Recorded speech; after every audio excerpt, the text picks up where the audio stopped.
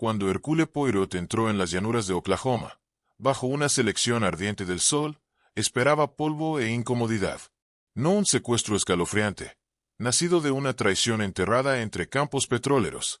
Pero, debajo del rugido de los motores y las amenazas susurradas, una venganza más profunda se gestaba. Y solo las pequeñas celdas grises de Poirot podrían prever la explosión inminente. Debo confesar, querido lector, que la noción de cruzar el vasto océano Atlántico en busca de aventura siempre había tenido un cierto atractivo romántico para mí. Como capitán retirado del ejército de Su Majestad, había visto mi cuota de costas extranjeras durante la Gran Guerra, trincheras polvorientas en Francia, las llanuras de Mesopotamia bajo el sol abrasador. Pero Estados Unidos, esa gran república bulliciosa al otro lado del estanque, había permanecido como un sueño lejano. Una tierra de vaqueros y rascacielos, vislumbrada solo en los carretes parpadeantes del cine, y en las páginas ajadas de novelas de aventuras. Poco anticipé que sería mi buen amigo, Hercule Poirot, quien orquestaría nuestro viaje. Aunque, no sin su habitual aluvión de quejas y preparaciones meticulosas. Todo comenzó en una mañana particularmente gris, a fines de junio de 1933, en nuestro piso impecablemente ordenado en Beatty Mansions, en Londres. La niebla colgaba espesa afuera de las ventanas, amortiguando el ruido de los carros de caballos y la ocasional bocina de un automóvil. Yo acababa de regresar de un recado, esperando un momento de té, cuando lo encontré paseando por el salón, con un aire de agitación inusual. Un fajo de cartas estaba firmemente agarrado en su mano bien cuidada. «Ah, Hastings, mon ami», exclamó al verme entrar, con su cabeza en forma de huevo ligeramente inclinada y esos ojos verdes, penetrantes como siempre. «Llegas en el momento preciso. Mi mente está en agitación con respecto a esta misiva, que viene del mar». Me empujó una carta escrita en una papelería de tono crema, adornada con el sello en relieve de una compañía petrolera. Era de un tal señor Edmund Harrington, un magnate de Oklahoma que Poirot había conocido años antes, durante el asunto del collar de zafiro robado. La carta decía: una pausa. Silencio expectante. El océano infernal. No 1000 veces, pero la persistencia de Harrington había surtido efecto. La inquietud de Poirot. Londres había estado inusualmente tranquila últimamente, sin escándalos dignos de sus talentos, cedió. América. Embarcamos. El humo brotando de las chimeneas, las cubiertas repletas de pasajeros de todos los ámbitos de la vida, y Poirot, fiel a su naturaleza, obsesionado con la simetría de la ropa de cama. Nueva York. Chicago. El lejano oeste. Se unió a mí a regañadientes, envuelto en un gran abrigo a pesar de la suave brisa. Su rostro era una máscara de sufrimiento estoico. Aventura, va. Es el método lo que importa. Apresurados. No. Esto no es más que una cuna que ya está loca. Tomó una semana completa. Y fue, como anticipé, un verdadero juicio para mi amigo. Poirot pasó gran parte del viaje encerrado en sus habitaciones, lamentando el vaivén del mar y la insuficiencia de la cocina del barco. Hastings gemía durante mis visitas, mientras apretaba un pequeño vial de su remedio herbal. ¿Cómo se puede pensar con claridad cuando el mar insiste en este baile infernal? La sopa se escurre, la mente se tambalea. Es una indignación contra el método y el orden. Y estos americanos comen con tal prisa, como si la comida intentara escapar. Yo, por otro lado, me deleité con la experiencia. El Baronaria era una ciudad flotante. Grandes salones de baile donde las orquestas tocaban las últimas canciones de jazz, paseos por las cubiertas bajo las estrellas, y comedores que servían platos exóticos como langosta termidor y pish melva. Me mezclé con los pasajeros, un banquero de Filadelfia que me entretuvo con historias del crack del 29, una joven actriz con destino a Broadway y sueños en los ojos, y un grupo de petroleros de Texas, siempre jactándose de sus pozos. Las conversaciones giraban, inevitablemente, hacia el estado de la nación. La Gran Depresión apagando a América, los bancos en quiebra, las colas de pan que se extendían por manzanas, y un nuevo y audaz presidente, Franklin Roosevelt, prometiendo un ideal para sacar al país del abismo. Una noche, entre cigarros en el Smoking Lounge, un veterano canoso de los campos petroleros de Oklahoma me advirtió: «Es duro por allá, capitán», gruñó. su voz áspera, cargada de tabaco. La gente está desesperada. Ladrones de bancos como ese Dillinge. Secuestradores que atrapan a los ricos por rescate. Desde que ese pobre bebé Lindbergh fue tomado el año pasado, nadie está a salvo. Cuide su espalda. En Oklahoma.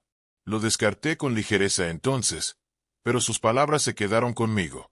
Una sombra leve, en el horizonte. Cuando atracamos en el puerto de Nueva York, el 15 de julio, la Estatua de la Libertad se alzaba imponente, como un centinela verde. Me sentía vigorizado, listo para abrazar los rascacielos y la energía incesante de la ciudad. El aire vibraba con los bocinazos de los taxis amarillos, los gritos de los vendedores de periódicos sobre las reformas de Roosevelt y el aroma de los hot dogs de los carritos callejeros. Poirot, sin embargo, emergió del barco pálido pero resuelto, su maletín en mano, insistiendo en que no perdiéramos tiempo. Debíamos abordar un tren hacia el oeste. Nueva York es una maravilla. Sí, admitió, mientras navegábamos por las multitudes en la estación de Pensilvania, las torres elevándose como dedos de gigantes. Pero es demasiado ruidosa, demasiado caótica, para Hercule Poirot. El polvo, las multitudes, asaltan los sentidos. No, vamos directamente a este Oklahoma, donde el aire es seco, y los rompecabezas, quizás, más sutiles. He contactado con Harrington. Nos espera. Nuestro viaje hacia el oeste, a bordo de los lujosos vagones Pullman del ferrocarril de Santa Fe, fue una revelación. El tren, elegante y plateado, cruzaba primero las verdes colinas de Pensilvania, luego las tierras de cultivo planas de Ohio e Indiana, antes de descender al corazón del país. Cenamos pastel de carne y tarta de manzana en el vagón-restaurante, observando cómo el paisaje se transformaba en los campos dorados de trigo de Kansas.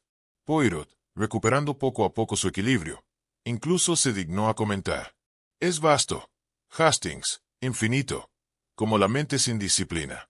Pero hay una cierta simetría en las líneas rectas de estos rieles. Llegamos a Oklahoma City en la noche del 21. El tren se detuvo bajo un cielo pintado con los tonos ardientes de una puesta de sol en la pradera, naranjas y púrpuras que sangraban en el horizonte como la paleta derramada de un artista. El aire era cálido y seco, llevando consigo el leve hedor acre del petróleo, proveniente de los derricks cercanos que salpicaban el paisaje como centinelas esqueléticos. El señor Edmund Harrington nos recibió en la plataforma. Un hombre alto, curtido por los años, de unos 50. Llevaba un sombrero Stetson y botas pulidas como el sol del mediodía. Su rostro arrugado hablaba de años al aire libre, y su voz, ronca y acogedora, tenía el peso de la tierra misma. Señor Poirot, Capitán Hastings, bienvenidos al propio país de Dios. Tronó, dándonos una palmada en la espalda con fuerza suficiente para hacerme perder el sombrero. Tengo el coche esperando. Un Packard nuevo, suave como la seda. El rancho está a poca distancia en coche. Tendrán la casa de huéspedes para ustedes solos. Mañana le mostraré los campos, y le presentaré a algunas buenas personas, incluido mi vecino, el señor Charles Ursel. Está en el negocio del aceite, como yo. Hizo una fortuna a través de la familia de su difunta esposa, atada al viejo Tom Slick, el Rey Wildcat. Agudo como ataque, ese. Te llevarás bien con él, ya lo verás, a medida que avanzábamos por la ciudad, sus calles anchas y llenas de modestos edificios de ladrillo, el ocasional rascacielos Art Deco perforaba el crepúsculo. Harrington conversó amablemente sobre los asuntos locales. Oklahoma City estaba en auge, a pesar de la depresión, alimentada por el oro negro que brotaba de la tierra. Pero, debajo de la prosperidad, insinuó tensiones, disputas laborales en los campos, contrabandistas que aún corrían a la luz de la luna, pues el final de la prohibición seguía fresco en la memoria, y susurros de crimen organizado arrastrándose desde Chicago.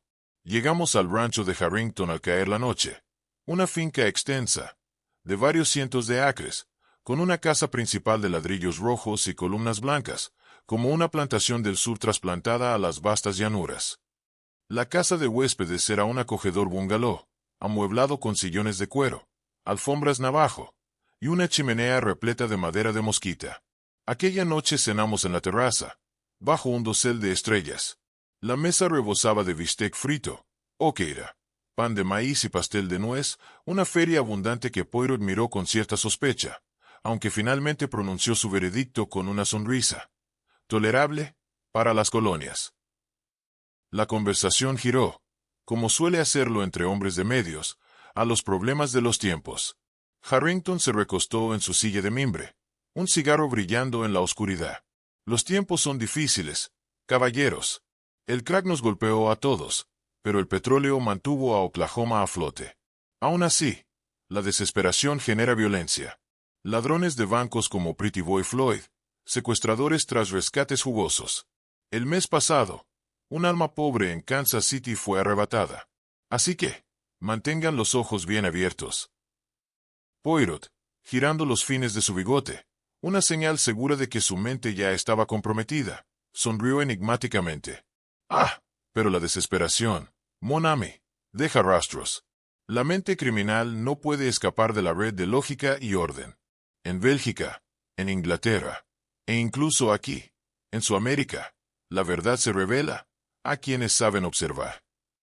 Me retiré esa noche al suave zumbido de los grillos y al lejano mugido del ganado, mi mente llena con la novedad de todo. Pocos sabíamos que, cuando la luna se elevó sobre la pradera, el destino ya tejía sus hilos oscuros, y que nuestra tranquila visita pronto sería destrozada por un crimen, tan audaz como la tierra misma. A la mañana siguiente, amaneció brillante, y sin piedad. El sol se alzó rápidamente en un cielo sin nubes que parecía estirarse para siempre. Me desperté renovado, el aire en la casa de huéspedes perfumado con artemisa y el débil aroma del café desde la casa principal.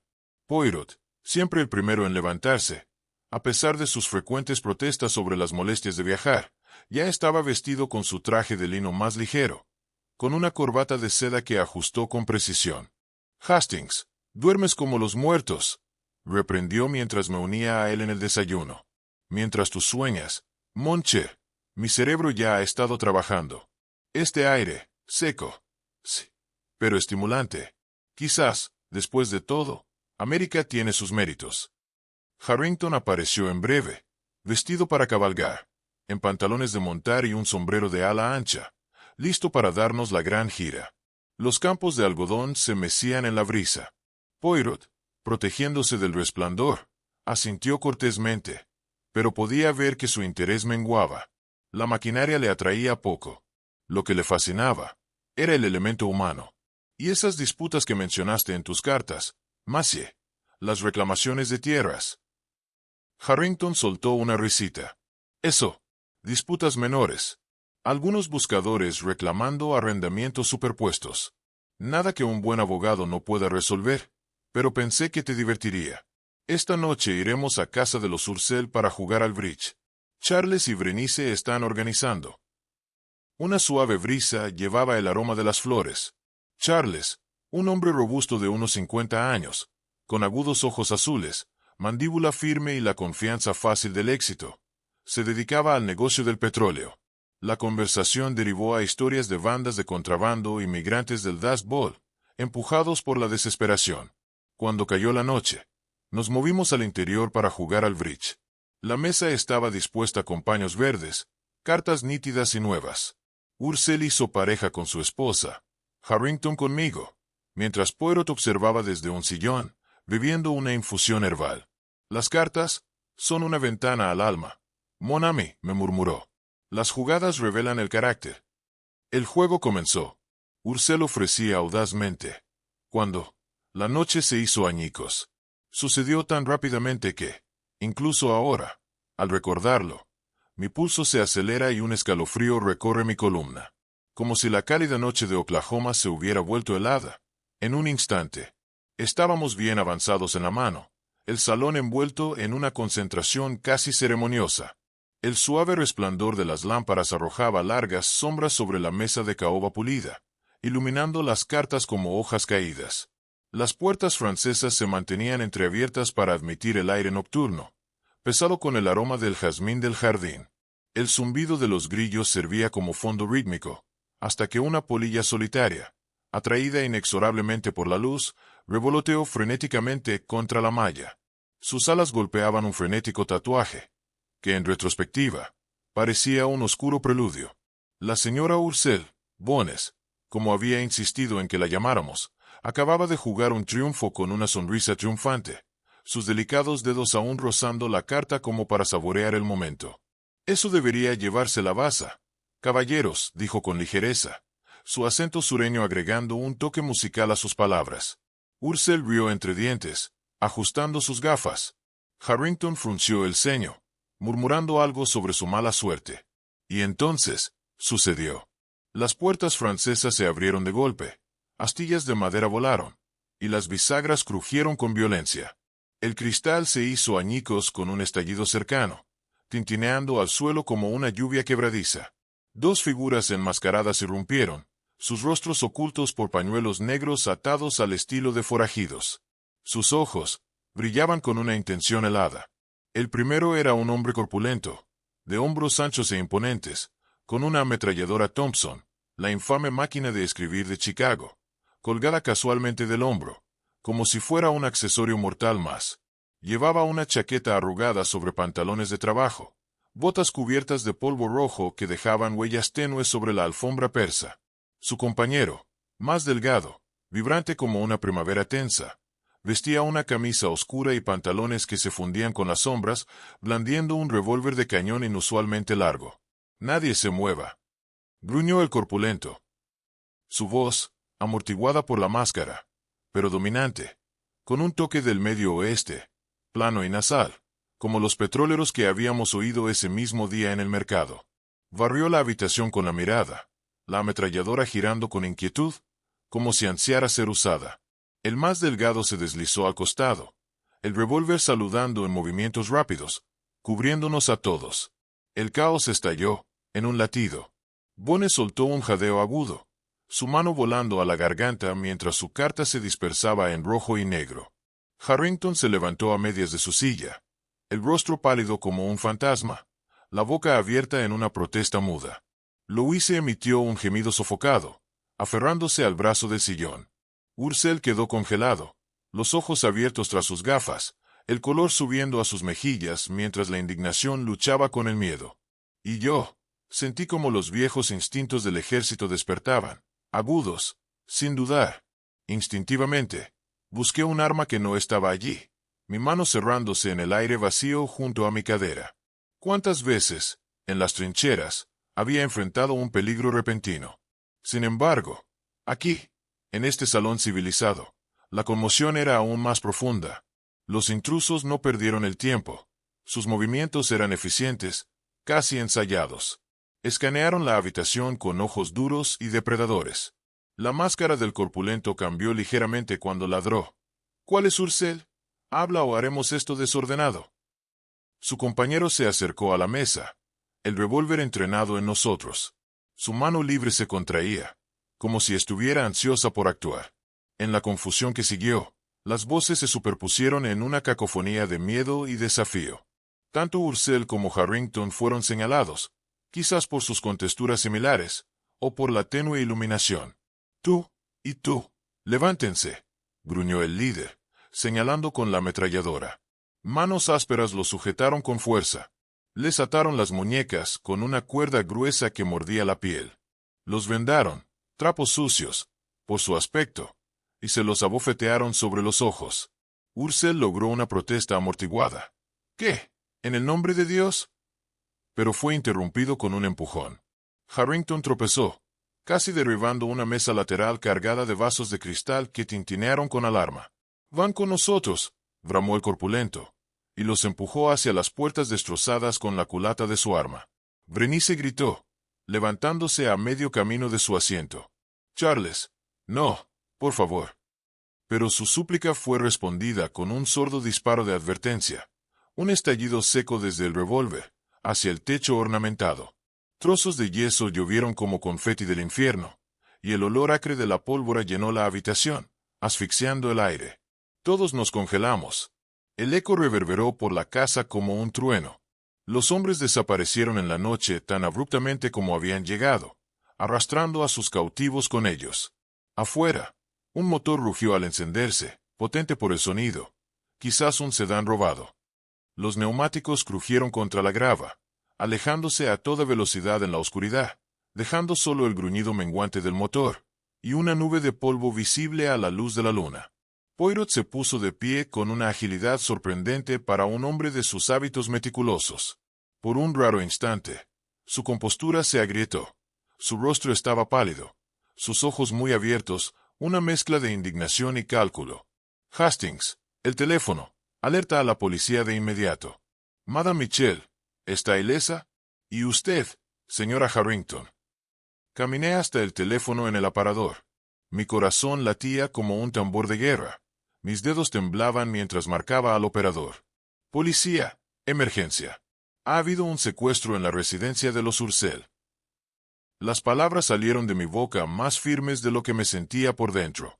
Minutos después, minutos agonizantes que se estiraron como horas, llenas de los sollozos de Bones y las oraciones silenciosas de Louise, los neumáticos volvieron a chirriar en la entrada. Una figura tropezó entre las puertas rotas. Harrington. Tenía la venda colgando de una oreja, el traje desaliñado, la cara empapada de sudor. Se derrumbó contra el marco, jadeando por aire. Detuvieron el auto a pocas cuadras, exigieron nuestras billeteras, identificación. Cuando dije que no era Ursel, me maldijeron, y me tiraron a la carretera. Se fueron con él. Dios, fue aterrador. Berenice se desplomó en su silla. Lágrimas corrían por sus mejillas, sus manos se apretaban con desesperación. Charles, oh Dios, ¿qué quieren? ¿Por qué él? Poirot se arrodilló a su lado con una gentileza poco característica. Su pequeña mano descansó suavemente sobre su brazo. Su voz fue calmante pero firme, impregnada de esa precisión belga que siempre me estabilizaba en los momentos críticos. Madame Kerridge, Poirot está aquí. Y lo encontraremos. Se lo doy por seguro. Aunque todos fuimos testigos de la intrusión, cada uno pudo haber percibido matices diferentes en el calor del momento. Díganme sus impresiones, pidió Poirot. El timbre de sus voces, las peculiaridades de su andar, cualquier pequeño detalle que les haya impactado, sin importar cuán insignificante parezca. A menudo, es la observación personal, la bagatela que se pasa por alto, la que desbloquea el rompecabezas. Incluso en ese instante tenso, me maravilló el método de mi amigo. Su mente ya estaba trabajando, tamizando el caos, organizando el desorden. La policía llegó poco después. Las sirenas lloraban en la distancia, hasta detenerse frente a la casa. Oficiales locales irrumpieron primero, revólveres desenfundados, seguidos por agentes federales de la Oficina de Investigación. El recién empoderado FBI. Lideraba el grupo el agente especial Culvin, un hombre severo, de traje arrugado y sombrero fedora, portapapeles en mano como si fuera un escudo. Observó la escena con ojos agudos, las puertas destrozadas, el agujero de bala en el techo, y nuestro grupo visiblemente sacudido. Secuestro, jurisdicción federal ahora, desde la ley Lindbergh. Lo manejaremos. Declaraciones de todos. Pero Berenice, reuniendo una chispa de determinación entre sus lágrimas, insistió. Monsieur Poirot debe ayudar. Ha resuelto crímenes mucho peores que este. Culvin miró a Poirot con escepticismo, evaluando al diminuto belga de bigote encerado y traje impecable. Detective europeo. Esto no es Baker Street. Poirot sonrió con sutileza. Sus ojos brillaban con ese conocido fulgor de superioridad intelectual. No, no lo es. Pero el crimen, Monsieur, es universal. Y también lo es el poder de mis facultades mentales. Las secuelas de la abducción colgaban sobre la residencia Ursel como una pesada niebla. El elegante salón, ahora un caos de cristales rotos y sillas volcadas, reflejaba la violencia de la noche. A través de las puertas francesas abiertas, ráfagas de la brisa nocturna traían consigo los sonidos indiferentes de los grillos. El olor acre de la pólvora persistía, mezclado con el té derramado y las cartas dispersas. Un eco sombrío, de lo ocurrido. El agente Culvin y su equipo se movieron con la eficiencia de hombres curtidos en crisis. Se dispersaron por la veranda, linternas barriendo el jardín en busca de pistas. Los oficiales locales, aún sorprendidos por la rápida llegada del FBI, gracias a la nueva ley federal, seguían órdenes sin cuestionamientos. Berenice, rígida en un sillón, sostenía un brandy que Louise le había ofrecido. «Tome esto, querida. Le ayudará». Harrington paseaba inquieto junto a la chimenea, Un ovillo tenso de nervios. Me quedé cerca, impotente, como no me había sentido desde las trincheras. Poirot, sin embargo, se movía con calma, preciso. Mientras Culvin ladraba órdenes. Tomen declaraciones, busquen huellas. Poirot se dirigió a la mesa de juego con la concentración de un cirujano en el quirófano. Se arrodilló junto a las cartas, sacó su lupa, y examinó la baraja dispersa. Hastings, ven, dijo suavemente, su voz clara entre el bullicio. Observa. La reina de corazones, el triunfo de Madame Ursel, está boca arriba, pisoteada. Pero mira, la huella es parcial. La suela tiene un patrón de líneas cruzadas, distinta del calzado de cualquier caballero presente. Me incliné. ¿Las botas del secuestrador? Poirot asintió. Los agentes notarán el tamaño, la dirección. Pero esto, señaló la huella. Esta arcilla es roja, húmeda, con residuos negros. Aceite, quizás de los campos, y la presión es desigual. Uno de ellos cojeaba. Una vieja lesión, posiblemente. Mon ami, los detalles pequeños, siempre. Los agentes se acercaron para observar. Culvin se detuvo a escuchar, luego bufó con escepticismo. Cojea, con arcilla aceitosa. Esto no es un juego de salón, monsieur. Esto es real. Esa Thompson no era un juguete. Estos son gánsteres. Podría ser esa pandilla de Kelly de la que hemos oído hablar. Poirot se incorporó con calma, sin inmutarse. Agente Culvin, el arma es de teatro, pero los detalles, monsieur, los detalles son la clave, dijo Poirot con firmeza, con esa chispa habitual de convicción en sus ojos. Hablemos con los testigos, mientras sus recuerdos aún arden. Con el asentimiento de Bones, nos trasladamos a la biblioteca, un espacio más tranquilo, donde Poirot interrogó suavemente a cada uno de nosotros. Culvin permaneció de pie, tomando notas con un profesionalismo reacio. Harrington relató su breve secuestro. Era un Ford de guardabarros negros, abollado. Los hombres se llamaban Jefe y Al. El más pequeño tenía un leve ceseo. Poirot se tocó la barbilla. Al. Común, hoy, pero útil. ¿Y el olor? Tabaco. Quizás. Cigarros baratos, respondió Harrington. Uno muy fuerte. El más grande fumaba de ellos. Berenice, aún temblando, añadió. El corpulento tenía un tatuaje de ancla descolorido en el antebrazo, y su guante de cuero estaba desgarrado en el pulgar. Louise asintió. El más delgado arrastraba ligeramente su pierna izquierda. Los ojos de Poirot brillaron. Bon. Un retrato empieza a formarse. Pistas que parecerían triviales, pero que juntas, hablan mucho. Llegó la medianoche. La casa se instaló en un silencio incómodo. Los agentes federales patrullaban. Nos retiramos a las habitaciones. Poirot y yo compartimos una por insistencia de Berenice. Me siento más segura contigo aquí, susurró. A la mañana siguiente amaneció brillante y pitosa, con el sol de la pradera ascendiendo sobre un hogar lleno de ansiedad. El desayuno fue frugal, tostadas y café, servidos por una criada temblorosa. Afuera, los voceadores gritaban. Petróleo secuestrado. Gángsters atacan en Oklahoma. Los hombres de Culvin mantuvieron a la prensa a raya. Poirot, ya revivido por su tisana, insistió en volver al jardín. La noche esconde, el día revela. Afuera encontramos flores pisoteadas y una rama rota, señales de que los secuestradores probablemente esperaron allí. Los hombres de Culvin tenían huellas, pero Poirot se agachó junto a un bulto de colillas. Tabaco, no estadounidense. Y el filtro está masticado, murmuró. Podría ser de cualquiera, dijo un jardinero invitado. Non, respondió Poirot suavemente. El jardinero fuma pipa. Su bolsa está en el cobertizo. Ninguno de nosotros salió anoche. Esto es fresco. Uno esperó aquí, ansioso. Trazamos el camino hacia la entrada. Las huellas de neumáticos marcaron la grava. Pasadas anchas, coche pesado. Notad esto, dije. El aceite goteado, verdoso. No es aceite de motor. Posiblemente combustible de aviación o escorrentía de derrick, murmuró Poirot. Más rastros del campo petrolero. El patrón se construye. Harrington se unió a nosotros, el rostro tenso. ¿Alguna palabra de los secuestradores? Culvin se acercó, sosteniendo un sobresellado. Justo ahora, Lo dejaron bajo la puerta. Dentro, 200,000 pesos sin marcar. Instrucciones por seguir. Sin federales, o él muere.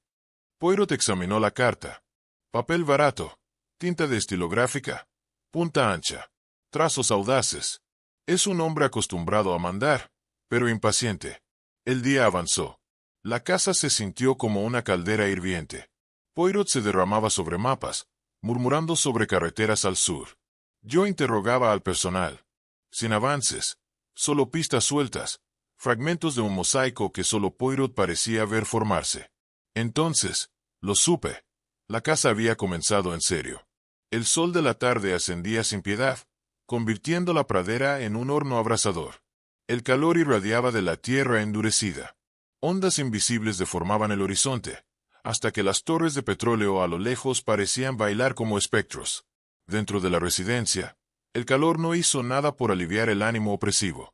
La tensión se aferraba a las habitaciones como la humedad, engrosando cada respiración, enrollándose en cada frase inacabada. La nota de rescate era el núcleo de todo, objeto de temor y obsesión. Su brutal claridad había galvanizado a la gente Culvin, que ahora se movía con velocidad militar. Enviad agentes a las papelerías y farmacias. Rastread ese sobre, ese papel barato. Papel de pulpa, sin marca de agua, sin impresiones. Claro, gruñó Culvin, sellando el sobre para enviarlo al laboratorio de Washington. Pero aún así, llamaremos a cada maldita puerta si hace falta. A veces un empleado recuerda una cara. Berenice, al oírlo, se llevó las perlas al pecho, temblando como si intentara alcanzar la superficie desde el fondo del mar. $200,000. Podemos reunirlos. No, Edmund. Tus bancos. Harrington ya estaba decidido. Haré las llamadas, en silencio, con hombres de confianza, sin titulares. No hay por qué agitar los mercados. Miró a Poirot, que estudiaba una fotografía de la nota. El original estaba bajo llave, pero incluso la copia revelaba secretos bajo su meticulosa lupa. ¿Qué ves, monsieur?, preguntó Harrington. Más allá de la tinta, más allá de la amenaza. Poirot alzó la vista. Observad el lenguaje. Es teatral, controlador. No es solo logística. Es una obra. Están orquestando el miedo, construyendo suspenso como un autor que compone una novela. Culvin asintió y ordenó más guardias en cada entrada. Hasta que llegue el siguiente paso, nos mantenemos alertas. Puede ser una llamada, otra carta, incluso un mensaje codificado. A esta clase de hombres les gusta el control. Afuera, el mundo giraba indiferente. El sol caía como un interrogador incansable.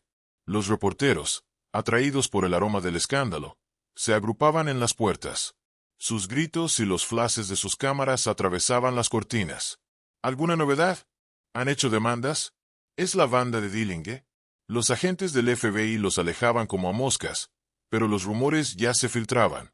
A media tarde, las estaciones de radio locales ardían en teorías descabelladas, desde redes fantasmas de Al Capone hasta bandas rebeldes de petroleros convertidos en gángsters. Poirot, indiferente al bullicio y al calor, propuso una excursión al campo petrolero. Hastings, debemos seguir el hilo de lodo. El goteo verdoso junto al porche de Louise. Es petróleo, no combustible. Harrington tomó el volante de su Packard. Condujimos por caminos polvorientos, mientras el sol proyectaba largas sombras de los derricks oscilantes. La maquinaria resoplaba. El aire estaba cargado con el denso aroma del crudo. Obreros de cuello áspero trabajaban sin camisa, gritándose entre el rugido de los motores diésel. Poirot se detuvo junto a una estación de bombeo activa, sosteniendo su pequeño vial contra el sol. «Boila», dijo, señalando un derrame junto a la bomba. El brillo es idéntico. Una mezcla de crudo con aditivos industriales. Esto no es combustible de avión, es de una fuga de derrick. El auto del secuestrador estuvo aquí, murmuré. O en algún lugar muy parecido, recientemente. Pueden haber ocultado a Ursel en una plataforma abandonada, añadió Poirot. Un capataz se nos acercó, manos en las caderas, el sudor cayendo por sus cejas. ¿Están buscando a alguien? ¿Escucharon sobre Ursel? Mal asunto. Poirot se quitó el sombrero. Monsieur, solo hacemos preguntas. ¿Ha visto extraños últimamente? Un Ford negro, quizás, con huellas de neumáticos inusualmente anchas. El hombre se rascó la cabeza. Pues sí, hace un par de días. 2 tipos buscando trabajo. No se quedaron mucho. Uno era grandote, el otro flaco, nervioso, y cojeaba. Tenía un Ford, placas de Texas, creo. Los ojos de Poirot brillaron. «¿Una cojera, dices?» «Sí», asintió el capataz. El pequeño arrastraba el pie, un paso extraño. Dijo que buscaban trabajo, pero algo no me cuadró. Poirot agradeció al hombre con una propina discreta. En el camino de regreso, se sentó en silencio un largo rato, torciendo pensativamente la punta de su bigote. «Las piezas comienzan a alinearse», dijo al fin, con voz baja. «El auto coincide con las huellas de neumáticos, la cojera. Louise también la vio, ¿recuerdas? Y Texas, si es cierto, confirma que han venido del sur. Ese detalle agrega textura a la imagen que se forma en mi mente». De vuelta en la casa, el estado de ánimo se había convertido en algo quebradizo. La noche se acercaba. No había palabra de los secuestradores, sin llamada, sin carta, solo silencio. Un silencio cada vez más pesado, más espeso, con cada minuto de tic-tac. Dentro, los hombres de Culvin conectaban los teléfonos para su trazabilidad. Harrington supervisaba la preparación del rescate. Fajos de billetes marcados, entregados en maletas discretas, fuertemente custodiadas. El peso de ese dinero se sentía en la sala como una bomba a punto de estallar. Berenice estaba de pie en el ventanal, los brazos envueltos sobre sí misma. Sus ojos, bordeados de rojo, temblaban. «¿Cuánto tiempo debemos soportar esto, Charles? Dios sabe dónde está. Solo, asustado, tal vez herido». Louise le trajo té, murmurando palabras tranquilizadoras, pero la tensión dibujaba líneas en cada rostro. Poirot me apartó. Manipulan la emoción, mon ami, la monotonía, para extraer no solo dinero, sino desesperación. Pero esa demora puede traicionarlos. El tiempo es nuestro aliado, si lo usamos con sabiduría. Esa noche, una tormenta se quejaba en las llanuras. Relámpagos parpadeaban en el horizonte como advertencias. Me retiré inquieto, con el corazón encogido. El aire se sentía cargado, como si la pradera contuviera la respiración. El sueño llegó en fragmentos, figuras sombrías con máscaras, el chillido de neumáticos en grava, un grito ahogado por los truenos. En algún lugar, Charles esperaba, y también lo hacía, el siguiente movimiento. El amanecer llegó.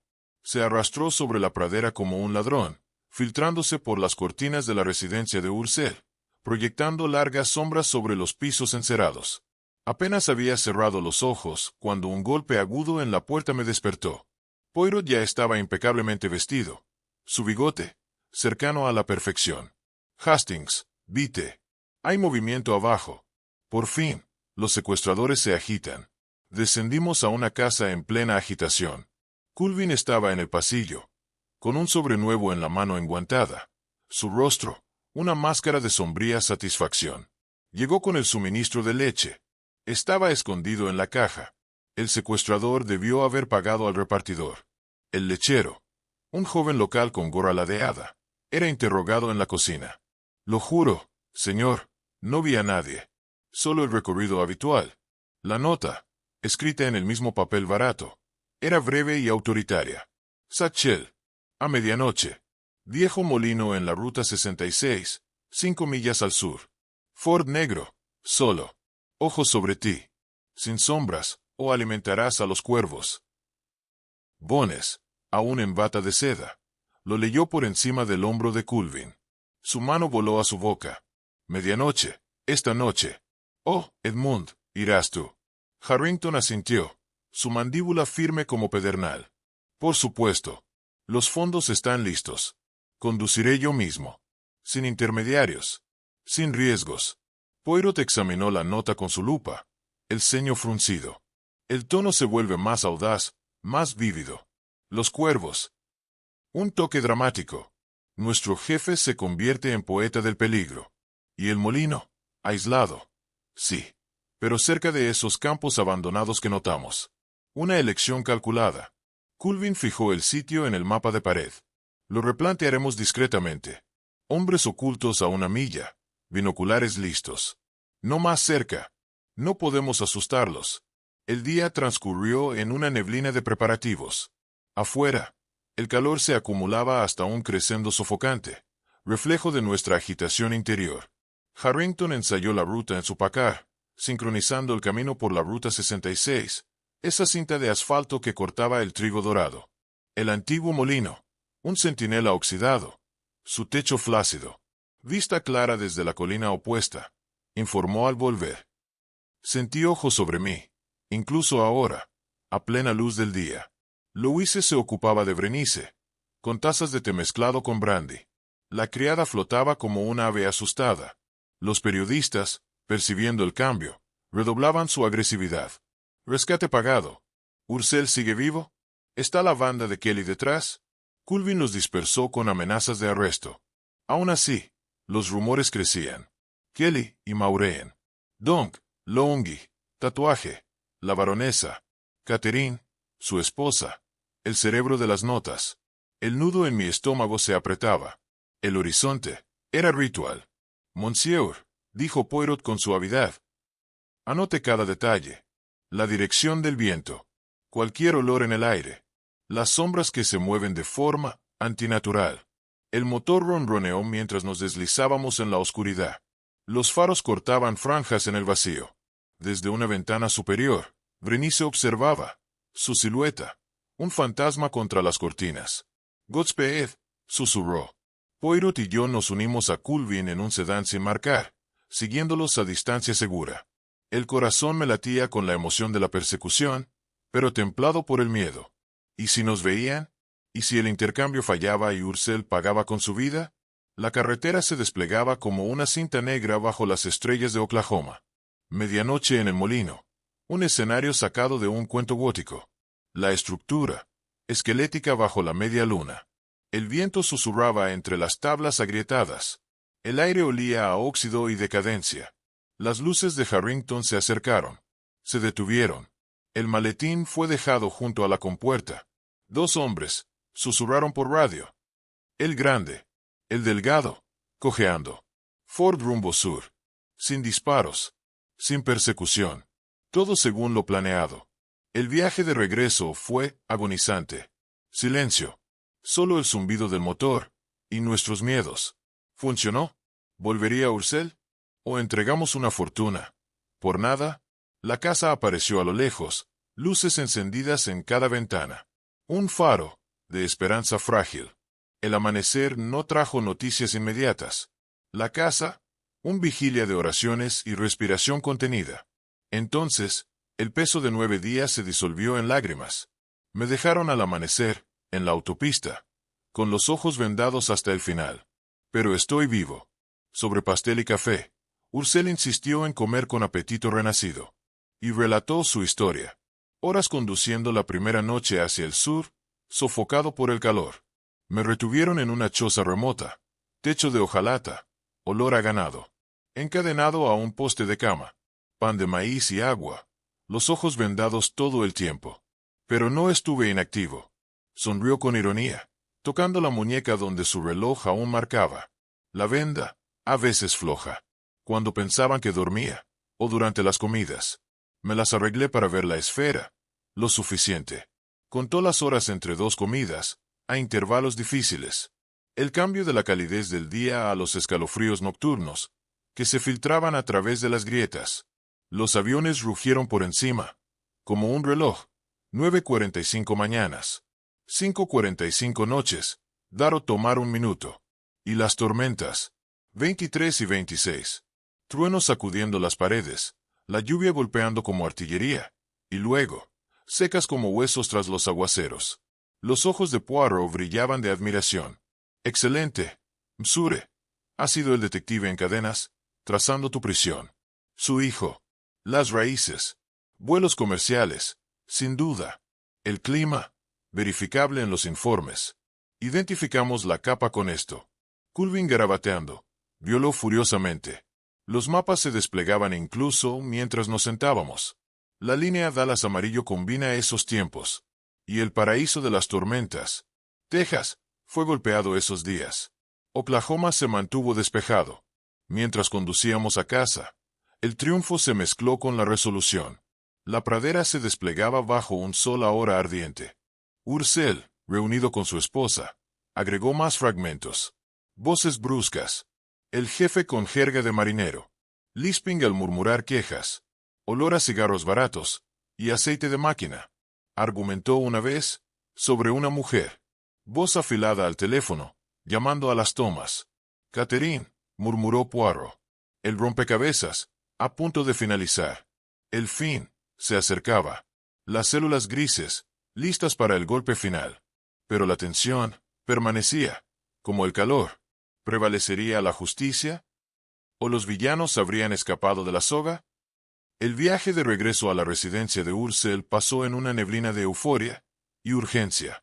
El sol de la pradera subía alto, despiadado, horneando la tierra, hasta que el horizonte se llenó como un espejismo lejano. Ursel, entre huesos y Louise en el asiento trasero, relató más fragmentos de su prueba. Arrebatos de conversación. Las jactanciosas historias de contrabando del jefe. Los búhos de Lipping se quejaban de que ese acuerdo de petróleo se había puesto agrio. Poirot, sentado a mi lado en el frente, escuchaba con atención envuelta. Sus dedos tocaban un tatuaje rítmico en su rodilla, su mente afilada, ya forjando conexiones que eludían al resto de nosotros. Murmuró. El rompecabezas se acerca a la finalización, pero una pregunta persiste. ¿Por qué usted, señor Ursel? No el más rico de Oklahoma, pero fue dirigido con tanta precisión. La apuesta en la casa, la búsqueda fingida de trabajo en los campos, estos no son actos de oportunistas. No, conspiradores con propósito. Un rencor, tal vez enraizado en el oro negro que fluye en esta tierra. Recuerda a los oportunistas. En disputas por reclamos entre varones del petróleo, podía divertirse el aparato mental. It Gused. Se oyeron quejas de los perdedores. Algún pequeño sindicato quebró por ello. Pero no pasó nada. O eso pensé. ¿Por qué? Pregunté. ¿Usted cree que eso está conectado? Los ojos de Poirot se entrecerraron. Presionémoslos. El trato petrolero que se agrió, lo oyó por casualidad. Y eso refleja ese mismo contrato. Las huellas de aceite de los secuestradores coinciden con esos campos. Su búsqueda de trabajo era para espiar a los obreros de las plataformas, presumiendo de su ganancia. Si los licitadores perdieron el círculo de Kelly, quizás la familia se cristalizó. Nos zambullimos en los archivos que Culvin había acumulado. Flash, presión, el rencor. Shannon, arruinado por ese contrato, se vuelve a sus parientes para vengarse. Kelly y Bates ejecutan. Catherine planea el trabajo en el campo, para escuchar a los obreros alardear de la fortuna de Ursel. El estaqueo confirmó la rutina del puente. ¿Por qué Ursel?, se preguntó Poirot. Él encarnaba su pérdida. El vencedor que encontró petróleo, donde ellos encontraron polvo. Culvin silbó. El motivo los ata como una cuerda. En la granja, mapas y horarios identificaban la granja de Shannon bajo la ruta de vuelo. El lugar. El maestro de la conversación los había contratado, con esa mezcla de encanto y precisión, que nunca fallaba en provocar confidencias. Quizás conozcas este lugar de Shannon. Vacío, ahora parece. El viejo se rió entre dientes, escupiendo una corriente de jugo de tabaco en el polvo. ¿Vacío? Desde ayer. R.J. Shannon y su pariente se fueron rápido, como si el corazón se rompiera. Ese elegante negocio de arrendamiento en Oklahoma perdió la oferta frente a Ursel. Se declararon en bancarrota. Rabiaban constantemente sobre haber sido robados a ciegas. Luego, su hija Catherine apareció con su esposo George Kelly y ese tal Bates, cojeando, hablando con un ceseo. Se quedaron aquí tramando algo feroz. Escuché a Kelly decir, haremos que ese ladrón pague el doble. Y se fueron a Memphis, con los bolsillos abultados como si hubieran encontrado un chorro. Los ojos de Poirot se agudizaron detrás de su disfraz, pero mantuvo su aire casual. Más interesante, susurró. Y este hombre Kelly, grande, quizás con un gusto por la teatralidad, grande como un buey y de boca grande también. Llevaba una caja de armas, como si fuera su bebé. Sin embargo, la mujer dirigía el espectáculo, lengua afilada sobre ella. Agradeciendo al granjero con un asentimiento, Poirot nos llevó a la cabaña. Una tabla suelta permitió la entrada, sin forzar. Dentro, el aire estaba rancio, pesado, con el aroma de ropa sin lavar y humo de cigarro. El poste de la cama tenía cicatrices reveladoras de cadenas. Sobre una mesa desvencijada, yacían papeles dispersos, recortes de diarios sobre la subasta del arrendamiento, anotaciones furiosas, robo de Ursel. Venganza, claramente vencida. Un libro mayor, descartado, detallaba la ruina financiera de Shannon. La pérdida, directamente vinculada a la oferta fallida. «He aquí, Hastings», susurró Poirot, triunfante, embolsándose una muestra. La evidencia habla. La búsqueda de empleo era una tapadera. Querían confirmar la prosperidad de Ursel, susurrada entre los cuellos ásperos. El rencor alimentó la huelga. La venganza disfrazada de codicia. Culvin, desde la oficina de correos local, confirmó. Rencor verificado. Registros del arrendamiento. Testigos. Declaración jurada. Sospechosos rumbo a Memphis. En Memphis, una modesta pensión frente al río, conocida por albergar a petroleros transitorios, produjo el avance. Un consejo del empleado del escritorio, sobre una pareja jactanciosa que mostraba efectivo, llevó a la redada al amanecer, el 12 de septiembre. Cuando los agentes irrumpieron, Kelly, atrapado por sorpresa, levantó las manos con su infame frase. «No dispares, Gemen». Así, bautizó a los agentes federales ante el ojo público. El salón, condenatorio. Fajos de dinero del rescate, con números de serie que coincidían. Recortes de arrendamiento iguales a los de la cabaña. Huellas dactilares en una caja de cigarros. Bates, en una esquina. Su voz traicionándolo. Catherine, desafiante, con ojos como dagas. Su burla vaciló, y confesó. Suficiente para sellar su destino. Los juicios en Oklahoma City fueron rápidos. Cadena perpetua. De regreso en el rancho Harrington, para nuestras despedidas, Ursel estrechó la mano de Poirot con firmeza. Sacaste el rencor de esas palabras escuchadas. Msure convirtió un susurro en el rugido de la justicia. Poirot se inclinó modestamente. Era el método, el orden, el caos. No puede soportarlo. Mientras nuestro tren partía hacia el este, la pradera se desvanecía en la memoria. Me volví hacia mi amigo. ¿Iluminaste el porqué? Poirot, transformaste los ecos en truenos. Suspiró, ajustando su bigote con aire satisfecho. Quizás, Hastings, pero la próxima vez, un asesinato silencioso en Inglaterra. Menos polvo, más tisana. Sin embargo, en mi corazón, sabía que la aventura volvería a llamar. Las pequeñas células grises, siempre vigilantes. Epílogo. Reflexiones desde las mansiones de Whitehaven. Mientras escribo estas líneas finales en el tranquilo santuario de nuestro piso, con la familiar niebla de Londres presionando contra los cristales como un viejo conocido, los eventos de ese verano en Oklahoma parecen distantes, pero indeleblemente grabados. Las vastas praderas, el sol implacable, el aroma del petróleo, se desvanecen en el ritmo suave de la vida inglesa. Pero, aún aparecen en sueños. Recordatorios de la justicia salvaje que cruzamos el Atlántico para buscar. La correspondencia de Harrington y Ursel llega de vez en cuando, con noticias de paz. Los campos prosperan. La sombra del secuestro se ha levantado.